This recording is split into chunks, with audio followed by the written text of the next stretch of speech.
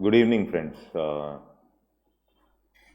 ఈరోజు మీ ముందుకి రావడానికి మెయిన్ కారణం ఏంటంటే ఈ మధ్య లైక్ అరౌండ్ 40 స్టూడెంట్స్ రాస్తున్నారు ఎగ్జామ్ మెయిన్స్. అండ్ కొంతమంది స్టూడెంట్స్కి ఈసారి ప్రిలిమ్స్ అవ్వలేదు. వాళ్ళతో మాట్లాడినప్పుడు మాకు కొన్ని విషయాలు అర్థమైనవి. అవి మీకు ఎక్స్ప్లెయిన్ చేద్దామని క్లియర్గా. అసలు సివిల్ సర్వీసెస్ ఎగ్జామ్ ఇంత కష్టం కదా, ఎట్లా క్లియర్ చేయాలి? కొంతమంది ఏమో ఈజీగానే క్లియర్ చేస్తున్నారు ఫస్ట్ అటెంప్ట్లో, సెకండ్ అటెంప్ట్లో. మరి కొంతమంది ఎగ్జామ్ అవ్వట్లేదు.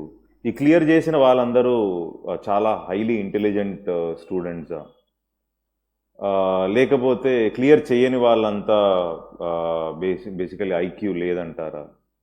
మేము ఇన్ని సంవత్సరాల నుంచి కష్టపడ్డాము, 5-6 ఏళ్ళ నుంచి మా శ్రమ అంతా వృధా అయిపోయింది, దాన్ని యూజ్ చేయలేకపోయాము ఎగ్జామ్కి. ఎగ్జామ్ అసలు కరెక్ట్ కాదు, ఇదే కష్టం మేము ఇంకెక్కడన్నా పెట్టుంటే ఎంతో ఎత్తుకు ఎదిగే వాళ్ళము, యూఎస్కి పోయే వాళ్ళము, యూకేకి పోయే వాళ్ళము అని చాలామంది పిల్లలు ఫ్రస్ట్రేషన్లో వచ్చి మాట్లాడుతూ ఉంటే నేను కొన్ని విషయాలు ప్రిపరేషన్కి ముందే మనం కొన్ని అలవాట్లు చేసుకోగలిగితే మన జర్నీ చాలా ఈజీగా ఉంటుందని నాకు అనిపించింది. Most important, first and the foremost thing, the most important aspect ఈ ఎగ్జామ్కి కావాల్సింది ఏంటి అంటే ఎగ్జామ్ని అర్థం చేసుకోవడం. The first and the most important thing is understanding the exam. నేను ఈ ఎగ్జామ్ని ఎలా అర్థం చేసుకోవాలి? ఎవరైతే ఎగ్జామ్ క్లియర్ చేశారో, టాపర్స్ కావచ్చు, rankers, I'm not mentioning any name here, మా దగ్గర నుంచి వచ్చిన టాపర్స్ అవ్వచ్చు, వాళ్ళు ఎగ్జామ్ని కరెక్ట్గా పరిశీలించి అర్థం చేసుకున్నారు. అంటే ఎగ్జామ్కి ఎంత చదవాలి, ఎగ్జామ్కి ఏమి కావాలి. సార్ నేను ఒక టాపిక్కి 10 పుస్తకాలు చదివేస్తాను, ఒక సబ్జెక్ట్కి 3-4 పుస్తకాలు చదివేసినంత మాత్రాన ఎగ్జామ్ క్లియర్ అయిపోతుందా? అలా లేదండి. This exam is not testing your research skills, this exam is not testing your IQ. Sir ఎగ్జామ్ని ఎలా అర్థం చేసుకోవాలి? సో అర్థం చేసుకోవాలంటున్నారు, ఎగ్జామ్ని ఎలా అర్థం చేసుకోవాలి? First and the foremost thing, ఎగ్జామ్ని అర్థం చేసుకోవడానికి ఎగ్జామ్ సిలబస్ క్షుణ్ణంగా చదవాలి. 1కి 10 సార్లు సిలబస్ని కంఠస్థ పట్టాలి. ఆ సిలబస్ని చదివేసిన తర్వాత ఓల్డ్ క్వశ్చన్ పేపర్స్, నన్ను అడిగితే everybody says read first, understand, then start writing answers or practicing. My first logic is, మీ అందరూ ఫస్ట్ క్వశ్చన్స్ ఏమొస్తున్నాయి ఒక టాపిక్ చదివే ముందు, ఒక సబ్జెక్ట్ చదివే ముందు, అసలు క్వశ్చన్స్ ఎలా అడిగారు లాస్ట్ 10 yearsలో, ఇది క్లియర్గా మనం పరిశీలించిన తర్వాతే ఆ సబ్జెక్ట్ని చదవాలి. ఆ చాప్టర్ చదివే ముందు కూడా ప్రీవియస్ క్వశ్చన్స్ ఏం అడిగారు అవన్నీ క్షుణ్ణంగా పరిశీలించిన తర్వాతే ఆ చాప్టర్ చదవాలి. చదివిన తర్వాత మళ్ళీ క్వశ్చన్ సాల్వ్ చేయాలి. చాలా సిల్లీగా అనిపిస్తుంది చాలామంది పిల్లలకి, సార్ ఇదెందుకు సార్ ఇలా, యూపీఎస్సీలో అంటే డైనమిక్ కదా, everything under the sun is asked, ఏదైనా అడగచ్చు కదా, ఏదైనా అడగచ్చు, కానీ ఆ పరిధి మనకు అర్థం అవుతేనే. మనం ఒక 1 yearలో 1.5 yearలో ఎగ్జామ్ క్లియర్ చేయాలంటే మనం ఒక బౌండరీ గీసుకోవాలి ప్రిపరేషన్కి. ఆ బౌండరీ కరెక్ట్గా గీసుకొని ఆ టార్గెట్ని మనం టైం టేబుల్ పెట్టుకొని ఆ టార్గెట్ని రీచ్ అవ్వాలి.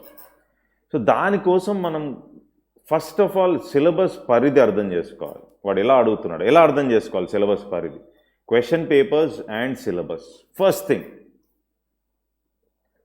రెండో అంశం, second most important aspect, sir coaching అవసరమా? కోచింగ్ ఇన్స్టిట్యూట్ని ఎట్లా సెలెక్ట్ చేసుకోవాలి? లేదా అసలు కోచింగ్ లేకుండా క్లియర్ చేయొచ్చా? డెఫినెట్గా ఈ ఎగ్జామ్ని కోచింగ్ లేకుండా క్లియర్ చేసిన వాళ్ళు ఉన్నారు, there is no doubt about it. But at the same time coaching వల్ల వచ్చే బెనిఫిట్ ఏంటంటే, మీరు సంవత్సరం రోజుల్లో చేసే పనిని కోచింగ్ ఇన్స్టిట్యూట్ వల్ల మీ టైం సేవ్ అయ్యి 5 నెలల్లో కంప్లీట్ చేయడానికి కోచింగ్ అనేది హెల్ప్ అవ్వాలి. సో కోచింగ్ ఇన్స్టిట్యూట్ సెలెక్ట్ చేసుకునే ముందు ఫ్యాన్సీ ఇన్స్టిట్యూట్ సెలెక్ట్ చేసుకోకుండా ప్రాపర్ రీసెర్చ్ చేసి రైట్ డైరెక్షన్, రైట్ డైరెక్షన్ ఏమో కానీ రాంగ్ డైరెక్షన్ ఇచ్చే ఇన్స్టిట్యూట్స్ని సెలెక్ట్ చేసుకోకూడదు. That is something which is very very common. అంటే మరి ఎలా సెలెక్ట్ చేసుకోవాలంటే do your research, do proper research to understand which institute is in line with UPSC preparation. There is no point in doing more, there is no point in doing less. You have to do in line with the exam. రెండో అంశం, third important aspect, ఈ ఎగ్జామ్లో success సాధించడానికి social pressure and parental pressure. What I mean by parental pressure is elders pressure and peer pressure group. ఈ pear ప్రెషర్ని కరెక్ట్గా handle చేస్తేనే మనం success సాధించగలుగుతాం. So ఎన్నోసార్లు మనం డెసిషన్ తీసుకునే ముందే ఆలోచించాలి తప్ప ఒక్కసారి డెసిషన్ తీసేసుకున్న తర్వాత ఆలోచించకూడదు. This is the most important aspect. So there is something like called as delayed gratification. Okay, success of a child is determined based on delayed gratification అంటారు. It's a concept in psychology. Now every day fight with respect to delayed gratification. This exam will, the taste, you can't taste the fruits of this exam instantly and immediately. It's not like a software job. It's not like a bank exam where you spend some 4 months and you clear the exam. The exam process itself is 1.5 years. So exam process 18 months. అలాంటప్పుడు what I mean by delayed gratification అంటే మనకి maturity రావాలి.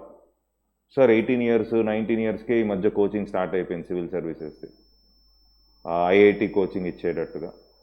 మరి civil సర్వీసెస్లో success rate ఎందుకు రావట్లేదు అంటే ఈ ఎగ్జామ్కి ఒక లెవెల్ ఆఫ్ మెచ్యూరిటీ అవసరం. ఆ మెచ్యూరిటీ రాకముందు మీరు ఎంత ప్రిపరేషన్ చేసినా, ఆ స్టెబిలిటీ రాకుండా ఎంత ప్రిపరేషన్ చేసినా అది ఎగ్జామ్ షీట్లో రిఫ్లెక్ట్ అవ్వదు. సో అందుకని ఆ మెచ్యూరిటీ డెవలప్ చేసుకోవాలి. What I mean by delayed gratification, you keep postponing your and you should wait for success. You should wait for success. Perseverance, never give up attitude చాలా అవసరం ఈ ఎగ్జామ్కి. 2 అటెంప్ట్లు అంటే 3 years పెట్టాలి ఎగ్జామ్ మీద. ఆ కన్సిస్టెంట్ ఎఫర్ట్ పెట్టగలిగిన వాడికి మాత్రమే సక్సెస్ వస్తుంది. సార్ ఒక 5 months చదివేశాము అయిపోయింది అంటే కాదు. ఏం చదవాలో తెలియాలి, ఎలా చదవాలో తెలియాలి. అలాగే తొందరగా డీమోటివేట్ అవ్వకుండా ఈ జర్నీ మొత్తం ప్రయత్నించే శక్తి కావాలి. సార్ ఎలా సార్ ఆ మోటివేషన్ ఎలా వస్తుంది అంటే ఎగ్జామ్ ప్రాసెస్ని ఎంజాయ్ చేయటం వల్ల ఆ మోటివేషన్ వస్తుంది తప్ప నేను 5 monthsలో ఐఏఎస్ అయిపోతా, 6 monthsలో ఐఏఎస్ అయిపోతాను అన్న భ్రమతో చదివితే మటుకు రాదు. ఒక 2 ఏళ్ళ పాటు ఒక ప్రాసెస్ని ఎంజాయ్ చేయాలి అంటే మనకు జెన్యూన్గా ఆ సబ్జెక్ట్స్ మీద ఇంట్రెస్ట్ కలగాలి. అప్పుడే మనం ఆ ఎగ్జామ్ ఆ సబ్జెక్ట్స్ తోటి ఒక 2 years కానీ ఒక 1.5 year కానీ ట్రావెల్ చేయగలుగుతాం. ఇది మూడో అంశం. Fourth and the most important aspect is handling stress. There are students who are very good in the classroom but who fail in the exam hall. ఒక చిన్న కొటేషన్ ఉంది. Okay, a leader or a winner is only recognized in the battle ring. He is already a winner. How did he win? He is only recognized in the ring, but the tools and the effort he has put beforehand will help him win in the ring. అంటే మనం practice చేసేటప్పుడే, ఇక్కడ practice అని ఎందుకు అంటున్నానంటే చాలాసార్లు మనం చదవటం కంటే ఇది ప్రాక్టీస్. ఒక క్రికెట్ మ్యాచ్కి వెళ్ళేటప్పుడు ప్రాక్టీస్ ఎంత ఇంపార్టెంటో ఈ యూపీఎస్సీ ఎగ్జామ్ కూడా ప్రాక్టీస్ అంతే ఇంపార్టెంట్. ఎవరైతే ఎక్కువ ప్రాక్టీస్ చేస్తారో there is more scope for success in the final exam. Stress తగ్గాలి అంటే ఏం చేయాలి సార్ అంటే యోగా చేయాలా, మెడిటేషన్ చేయాలా, లేకపోతే సినిమా చూడాలా అనేది. సో స్ట్రెస్ రిలీఫ్ ఏది మీకు స్ట్రెస్ ఫస్ట్ ఆఫ్ ఆల్ ఎందుకు వస్తుంది అంటే you are comparing yourself with your peer group. You have taken a choice which is quite different from others. మనం ఒకటి ఎంచుకునేటప్పుడే మనం నిర్ణయించుకోవాలి ఈ 3 years or 2 years whatever is the time limit, ఈ 2 ఏళ్ళు నేను ఈ పరీక్షకి కేటాయిస్తాను, ఈ 2-2.5 సంవత్సరాలు నేను చాలా నేర్చుకుంటాను. నేను ఈ 2-2.5 yearsలో there is no point you are comparing yourself with somebody else. Your journey is your journey, that's all. So once you have taken a decision there is no thinking backward. So whatever thinking you have to do it before taking up the exam, before deciding to prepare for civil services, or before deciding to take up this challenge of writing this exam. Once you have taken up a decision to fight, then there's no going back. There's only moving forward with getting your weapons ready. So stress ni etla handle cheyali. 24 hours చదివేయాలి, 18 hours చదివేస్తేనే clear అవుతుంది అనేది అపోహ. చాలామంది పిల్లలు కన్సిస్టెంట్గా 6 to 8 hours చదివి they have their own personal time also. Movies చూసేటప్పుడు మూవీస్ చూస్తారు, శని ఆదివారాల్లో ఎప్పుడైనా సినిమాకి వెళ్ళాలంటే వెళ్తారు. సో ఏదో ఇంట్లో కూర్చొని తలుపులు వేసుకొని చదివితేనే ఎగ్జామ్ అయిపోతుంది అంటే ఆ ప్రొసీజర్ స్ట్రెస్ బిల్డ్ చేయడం తప్ప ఎగ్జామ్ మీరు క్లియర్ చేయలేరు. ఆ కన్సిస్టెంట్ ప్రిపరేషన్, చదివే టైంలో సరిగ్గా చదువుతూ, ఓకే, చాలామంది సోషల్ ఎక్స్క్లూడ్ అయిపోతారు. అంటే నేను ఏ పెళ్ళిళ్ళు అటెండ్ అవ్వను, నేను ఏ పార్టీస్కి వెళ్ళకపోతే నాకు సర్వీస్ వచ్చేస్తుందని ఎవరో చెప్తారు. అలాంటిది ఏమి ఉండదు. It will build pressure, that's all. So you have to be part of the society, at the same time you have your targets in mind. అలా ప్రిపేర్ అవుతేనే మనకు సక్సెస్ వస్తుంది. Battles are first one in the mind and then on the field. So ఏ war అన్నా సరే ఓడిపోతాము అనే ఒక mind సెట్తో వెళ్తే తప్పకుండా ఓడిపోతాము. ఒక యుద్ధానికి వెళ్ళేటప్పుడు ఆల్రెడీ వార్ మైండ్లో గెలిచేసి ఉండాలి. నా మైండ్లో I have a positive thought that I will beat the opponent. Here the opponent is obviously UPSC. So మైండ్లోనే ఓడిపోతే బ్యాటిల్, ఇంకా బ్యాటిల్ ఫీల్డ్లో బ్లడ్ షెడ్ తప్పదు. అందుకని ఆ పాజిటివ్ యాటిట్యూడ్తో ఎంతోమంది క్లియర్ చేస్తున్నారు. ఈ క్లియర్ చేసే వాళ్ళందరికీ 10 చేతులు 10 తలకాయలు ఏం లేవు. They are also maybe average or above average, maybe intelligent, who cares అన్న యాటిట్యూడ్తో ప్రిపేర్ అవ్వాలి. అప్పుడే మనకు సక్సెస్ వస్తుంది. సో ఈ మిస్టేక్స్ చేయకుండా ప్రిపేర్ అవుతే మనం 2-2.5 yearsలో ఎగ్జామ్ క్లియర్ చేయొచ్చు. అంతేగాని మనం ఫౌండేషన్ సరిగ్గా లేకుండా, అంటే బేసిక్ స్ట్రాంగ్ చేసుకోకుండా, ఎవ్రీడే ఆన్సర్ రైటింగ్ నాలెడ్జే బిల్డ్ చేయకుండా, స్ట్రక్చర్సే బిల్డ్ చేసుకోకుండా ఎవ్రీడే ఏం ఆన్సర్స్ రాస్తారు, అది ఎవరు ఇవాల్యుయేట్ చేస్తున్నారు? ఓకే, ఏదో 10 బుక్కులు చదివేయాలి, దారి పొడుగునా వెళ్ళేటప్పుడు కనిపించే ప్రతి మ్యాగజీను కొనేసుకోవాలి. ఒకళ్ళు యోజన చదవమన్నారు, ఒకళ్ళు కురుక్షేత్ర చదవమన్నారు. చదువుతామా? చదివింది ఒక దగ్గర రాసుకొని దాని సినాప్సిస్ రివైజ్ చేస్తేనే దానికి విలువ.